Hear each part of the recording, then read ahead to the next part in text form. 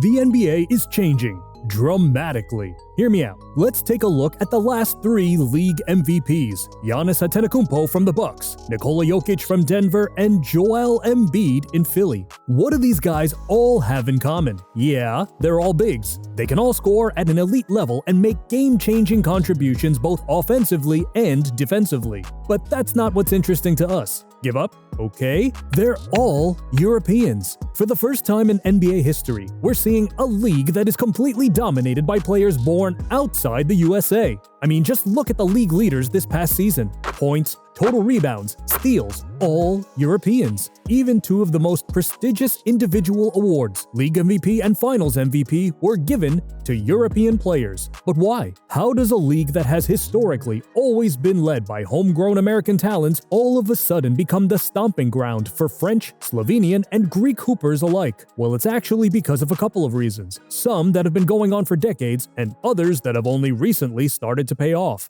To really understand why European players are dominating the NBA, we gotta go back. Back before game day, before draft night, and even before college. At the youth level, and we're talking middle school and high school here, the way European hoopers are training and preparing for that next level of competition is vastly different than here in the US. It's an open secret that the US system categorizes its players into 2 boxes: stars and role players. Scouts are always on the lookout for that next phenom, the walking bucket, your Jordans, LeBrons, and Jabbar type guys. A 1 in a million, basically. And look, it's not like they shouldn't be. Players like that can change the trajectory of an entire franchise almost overnight. But this focus on raw talent creates a youth system where players are encouraged to develop their individual skills and not necessarily their teamwork and work ethic. Every high schooler wants a highlight reel filled with nasty crossovers, posterizing dunks, and lethal three-pointers. They want to show college recruiters that they can be that guy and put the team on their back.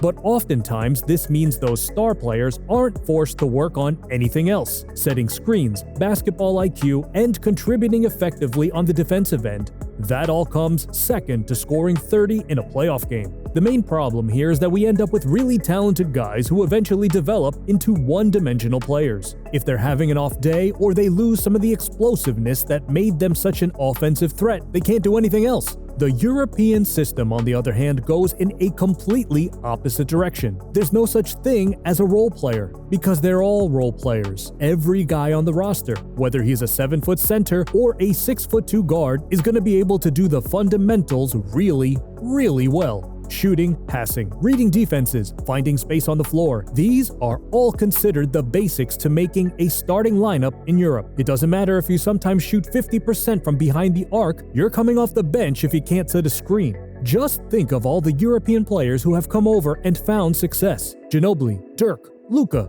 Jokic. Despite all being from different countries and playing in different systems, their games are kinda similar. Their play style isn't flashy, but they're reliable shooters, solid defensive presences, and all play with an elevated level of basketball IQ that has helped them to dominate in the NBA. And this is simply because the youth systems in Europe prioritize this. Because they don't have to impress college recruiters in the same way kids in the US do, European kids can play fundamental and unflashy basketball without fear of getting left behind. Put simply, Europe believes that you can teach basketball, while the US believes it's a talent. Nothing embodies everything wrong with the US system more than AAU. Broken, loosely regulated, and responsible for fostering a me-first attitude in kids. Playing AAU leaves a lot of young hoopers with the wrong impression of what good basketball actually is. Meanwhile, over in Europe, kids have a chance to play in a heavily structured system from a young age. Professional teams are able to sign kids when they're young and develop them themselves, giving them an environment that is structured and balanced for them to compete in. Think about some of the most well-known AAU stars from the last couple of years. Players like LaMelo Ball and Julian Newman come to mind. These kids were AAU sensations a few years back, but watch their games back then and what you'll see is at best selfish basketball, and at worst, what is this? In Europe, it doesn't matter how good he is. He wouldn't have been allowed to play like that. Simple. But if the European system is so much better at preparing kids to play competitive basketball, why has it taken so long to see a European MVP in the NBA?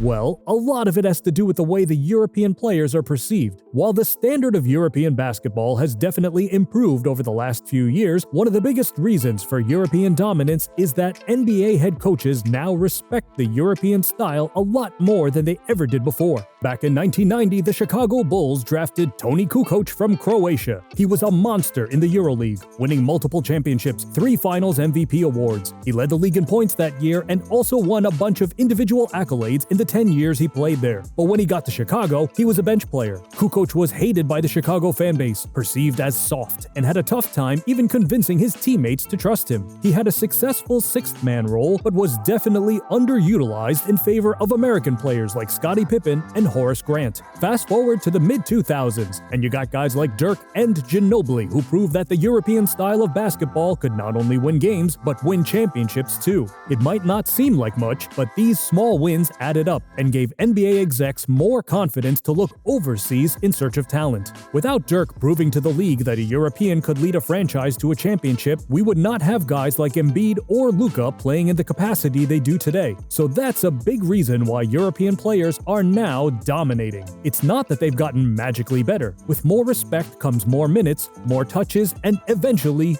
more points. Think about it. In the 2000s, you had one team led by a European star. Fast forward to 2023, and the Bucks, Mavs, 76ers, and Nuggets are all led by players who grew up and developed as youngsters in Europe. Which leads us to the final reason why European players are dominating, because of a shift in the NBA itself.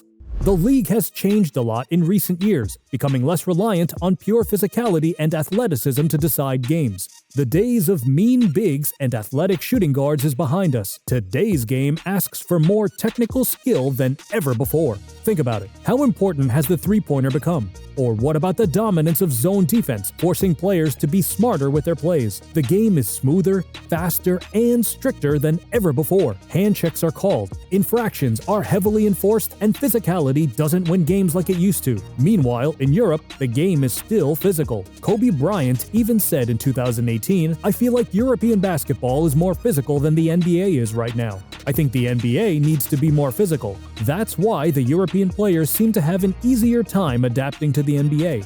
They come to the league expecting to get roughed up a little, but find that every hand check and body bump gets called. So many European players have confirmed Kobe's assessment, calling the NBA soft and definitely easier than playing in Europe. French phenom and #1 pick Victor Wembanyama said the same thing after playing his first set of Summer League games. First of all, the court is more open here.